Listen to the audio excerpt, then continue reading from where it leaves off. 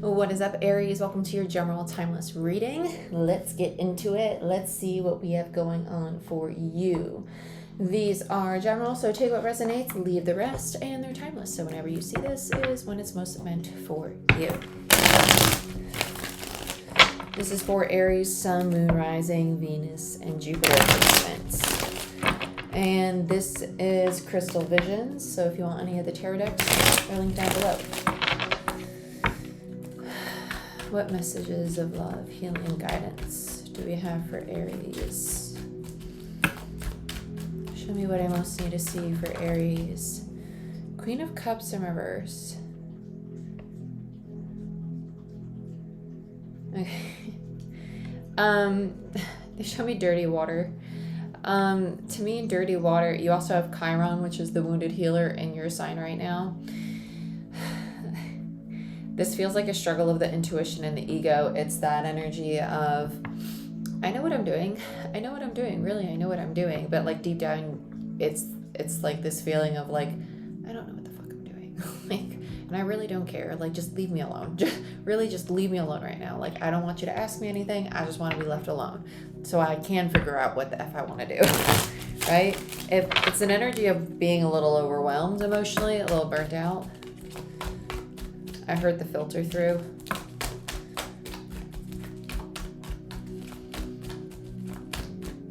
They keep showing me rocks. To me, rocks is, especially when I have Reiki clients, typically rocks are a sense of like heaviness. Like if I have rocks or boulders come up in a Reiki session, it's someone who's carrying a lot of stress or tension, specifically if they're not discussing something or articulating something to somebody, or if they're really worried about like finances or stability or things in the material world, and they're holding that in their heart space or on the solar plexus, right? It has a lot to do with like the ego, right? Their sense of self-worth.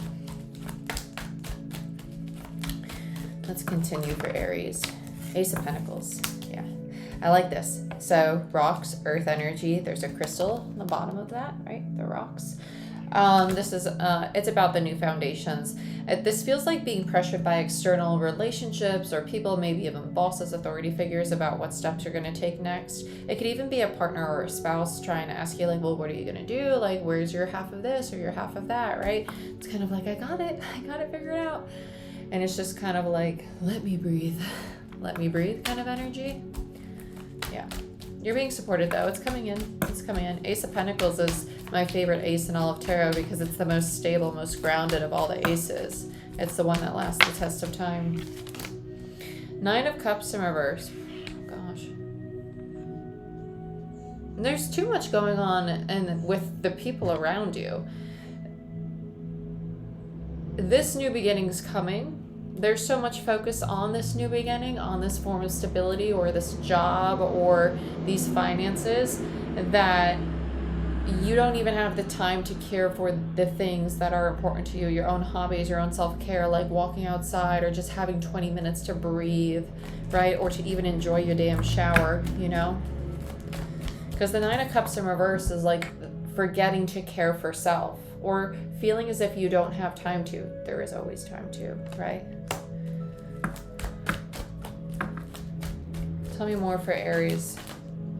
Yes, Seven of Swords, which is the self-sabotaging behavior, and the Star. Bottom of the deck is the Nine of Swords. This is going to pass.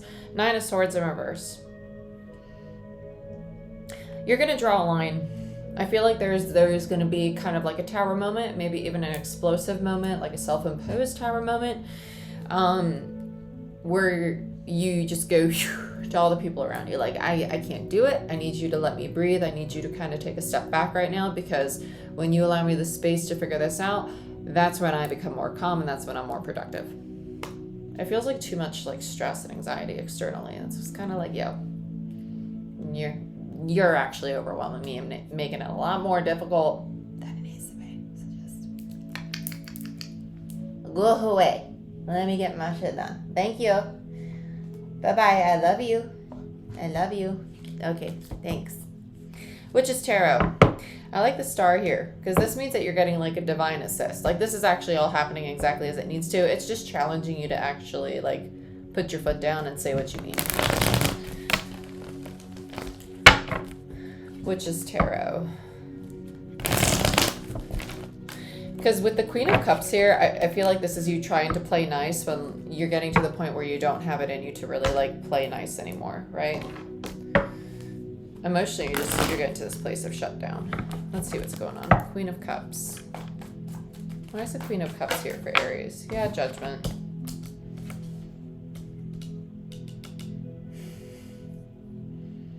You know this is not where you want to be. You don't want to be in this situation. You don't want to... I feel like you don't want to be challenged. You don't want to be challenged. There's an ego thing going on here. What's the ego thing going on here? Karma, 20, Judgment in this particular deck. This is about choices. It's about decisions. It's also about the soul's path where you're being pushed to go. I feel like this is, it's like almost like you're trying to tame your ego. Like, don't explode on them. Don't explode on them. They're just trying to help. Yeah, 7 of Swords in reverse and the Ace of Swords. You're trying to keep yourself at a 6 of Swords. Like, the 6 of Swords is the energy of calm because the 7 minus the Ace gives you the 6, right? You're trying to stay calm. You're trying to not get to the 5, not to get to the conflict. You're really trying to tame your ego. Don't sabotage. Don't push them away. Don't get defensive, right? You know your truth, like you know the authentic you and you know your ego you. And it's not to say that the ego is not a part of the authentic self, but the misuse of the ego is not authentic. Let's look at the Ace of Pentacles. I want to see what this new beginning's bringing you.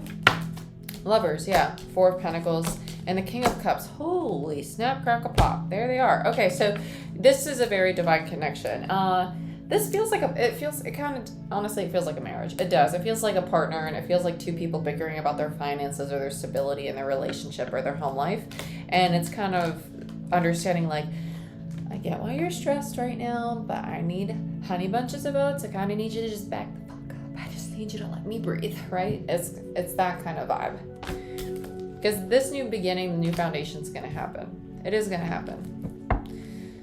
You know they love you. You know they're just worried. They have their own concerns, but when they get concerned, they get a little controlling and suffocating. Let's look at the 9 of Cups. Oh, this is the freedom. You want freedom. You want personal freedom. That's what we're getting into. You're wanting personal freedom. You're breaking away from a very codependent history, whether it was you that was codependent or the dynamic in and of itself that was codependent. Because when we have relationships, it does not mean that one person is codependent. Both people could have codependent tendencies. Okay, there's a lot of things that go into codependency in general. Okay, but you're breaking away from that and you're wanting to explore what brings you individual happiness. Yeah, Queen of Swords, 4 of Wands, and the Knight of Swords. You're just not sure how to articulate that. Yeah, 3 of Swords and the 10 of Pentacles, because you don't want to cause harm to the current foundation you have with this person. With the 3 of Swords, because you're recognizing that your person and you both have codependency in some kind of form, and you're breaking away from that. With the Queen of Swords and the 4 of Wands, you're like, okay, I want to explore what brings me joy as an individual, and that's really healthy. That's really healthy. Okay, but now how do I articulate that to my person? How do I say that to my person without triggering them in a way that makes them think that I don't want to be around them, right? And honestly, your person needs to realize that you wanting time alone does not mean that they're being abandoned. It means that they have the opportunity to have time alone and explore themselves too. And then you both get to come back together and have a really healthy relationship and understand that you both can have time alone, be apart, and come back together, and it's really healthy and it's balanced. And you get to enjoy time as a couple and time as individuals. Okay? It's overcoming that fear of rejection, that fear of abandonment, that fear that associates loneliness or time alone with loneliness, right? Because it's not true. You should love being by yourself. You should love yourself so much that you enjoy your own company. Let's look at the 7 of Swords. This is a Tower moment. I feel like this is the conversation, and it's kind of like, no. Yeah, Page of Wands. It's like we approach it really lighthearted, like, hey, there's something I want to talk to you about.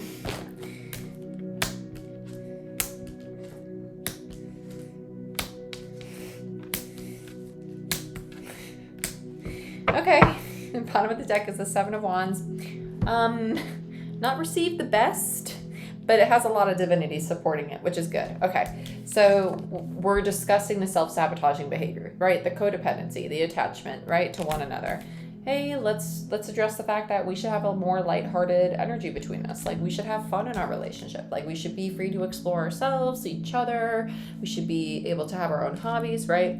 High Priestess, speaking from a very higher state of consciousness, because now you have the new perspective, the Hangman, right? Overcoming the fear of rejection, stepping into this authentic form of communication, realizing that there wasn't this true authenticity prior in the relationship. And now it's kind of like, okay, are we going to be able to work through this and really drop this old emotional energy between us that is not serving us anymore? Because the Five of Cups to me is the energy of mourning. It's mourning what no longer serves you, right? So it's both people going through that. And what's that do? It leads to a brand new cycle in this relationship. And that's why this was divinely guided. It had to happen this way. Okay, there's a little bit of resistance to this. It could be from both people. It's kind of like a walking on eggshells vibe. But it's good. It's good. Gotta be patient. It's not gonna happen overnight, because you gotta think how long this programming was basically input into both these people. Let's look at the Star. Yeah, Five of Pentacles, Temperance. So there we are, overcoming the fear of abandonment. Beautiful. Three of Cups in reverse and the 10 of Cups. There's a 7 of Cups. Okay, so here's more abandonment. Like, oh my gosh, is my person gonna leave me? Am I going to lose them forever? It could be a friend. It could be a family member with the 3 of Cups there. But with the 7 of Cups, it's seeing really clearly that there was a fear of losing the people we love most. And so you might have been really guarded, right? You might have really pushed people away. And that's what had to change.